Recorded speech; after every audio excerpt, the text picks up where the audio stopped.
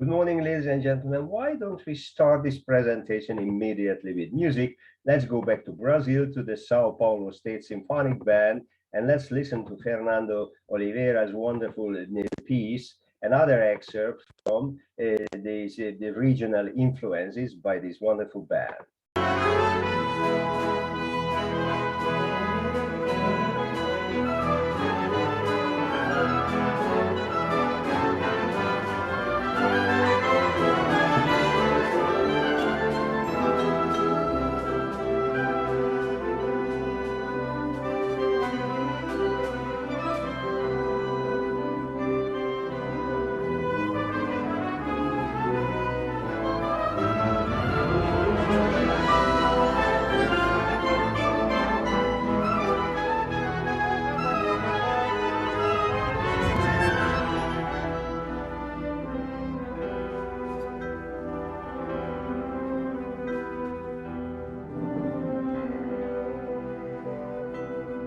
As you can see here on the left side of the band, lots of clarinets are sitting there. And actually, this is Fernando, the composer of the piece, and they are sitting exactly on the same spot on the left side of the band, like in the orchestra. They are sitting violins on the left side. And you can see on the classical chart of the orchestra placement that violins are on the very left side.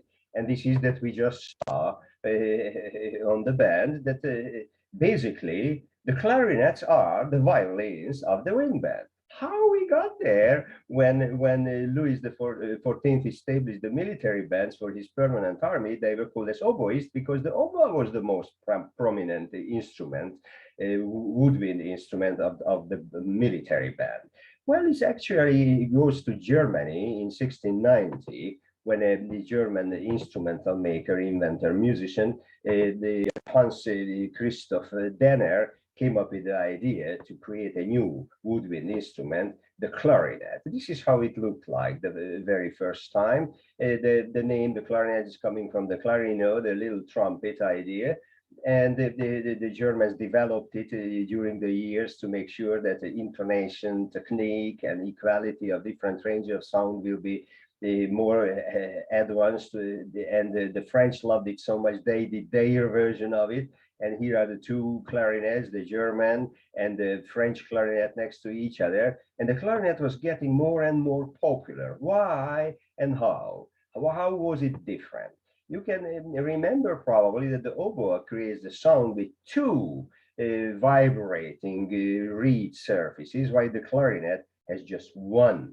It's a single reed instrument. And when we see the body of the clarinet, it's also more conical, more gradually widening than the oboe, so the sound is different. And here's the interclarinet family that we developed during the year to imitate, to cover the same range as the violins does, which means the human voice range from the highest soprano to the lowest bass human voice.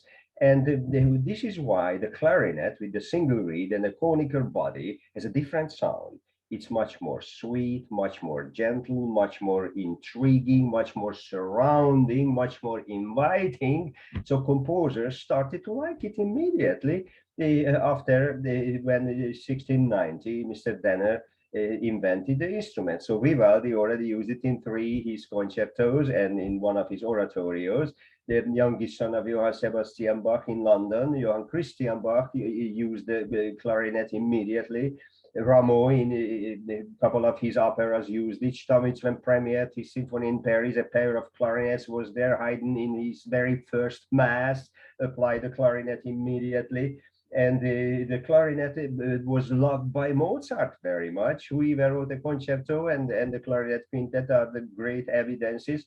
Haydn went back to the clarinet by Symphony Number 9 in London again, and in 1762 in England, the Royal Artillery Band hires clarinets. And the same year, 1762, Louis XV just adds clarinets to all the military bands in the French army also. And when the Paris Conservatory was opened in 1795, they already had 12 clarinet teachers and 104 clarinet students in the very first year, which means that it states that by 1800, at the beginning of the 19th century, the clarinet became the most prominent instrument of the wind band. So no surprise when the French government sponsored and invited Hector Berlioz to write a specific piece for the anniversary of the French Revolution. And the Berlioz wrote this beautiful symphony that we call as Grand Symphony, Funèbre and Triumph, Opus 15, in 1840. He just simply replaced the violins of the symphony orchestra with 14 first clarinets and 12 second clarinets, between other woodwind instruments, the 4 piccolos, 5 flutes, 5 the E-flat clarinets, 5 oboes, and there are the horns and trumpets you can see below, but 14 first clarinets and 12 second clarinets. That was at that time the same number as the violins in the orchestra. So we can state that the clarinets became the violins of the wind band. And this wonderful composer from Brazil, Fernando, he uses Brazilian folk music for his composition. We just listened an excerpt from different the folk music because Brazil is very rich in folk music, and he's a clarinetist, first clarinetist of this world famous Sao Paulo Symphonic Band, and a wonderful composer. And I asked him to play for us those excerpts. And the first one that he plays for us is the Acalanto, a melody that he applies in the piece.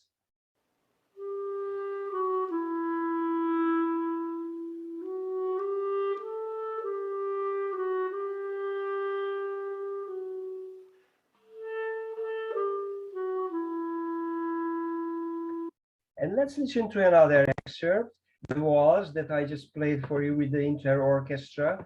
How does it sound in the clarinet?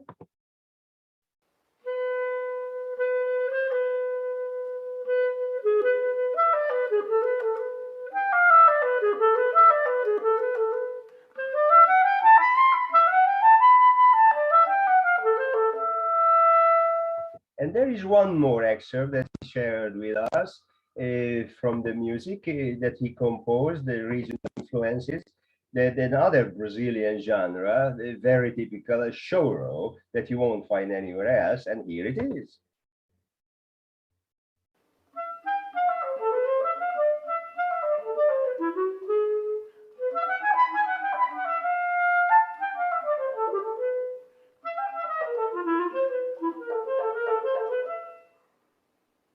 So we all learned that the clarinet became the violin session of the wind band, and this wonderful clarinetist composer showed us for those Brazilian folk music melodies that he applied.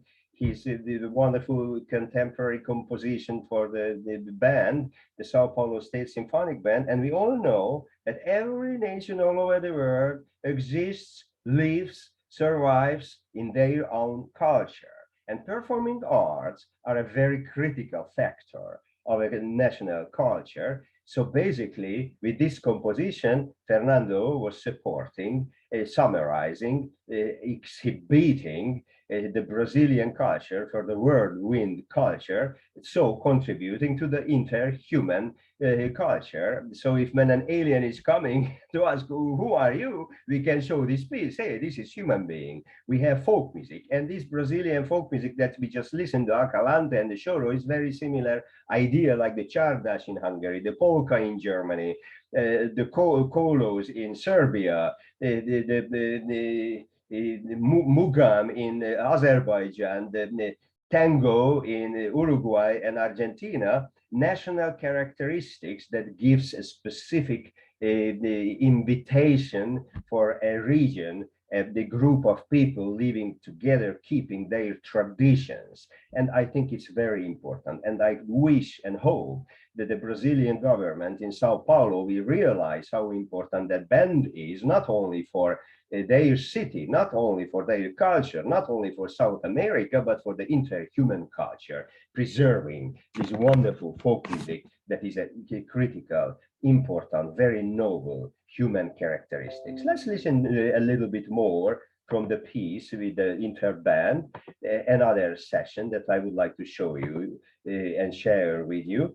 Going back to the State Symphonic Band of Sao Paulo, and let's go to another session of the piece. I hope you will love that too.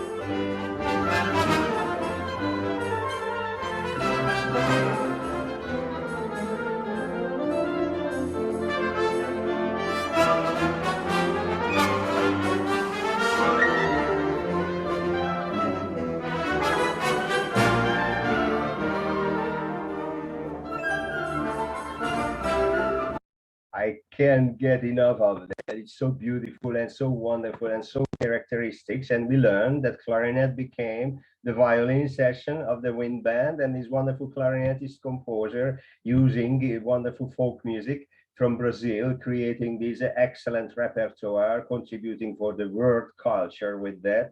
I really hope will be a great evidence to keep supporting that band in their existence for their future from now on. And this is my 2022 good wish for everyone. And this is my presentation that I wish for everyone a very happy 2022, full with music, listen to music, play music, support music, because music makes people better.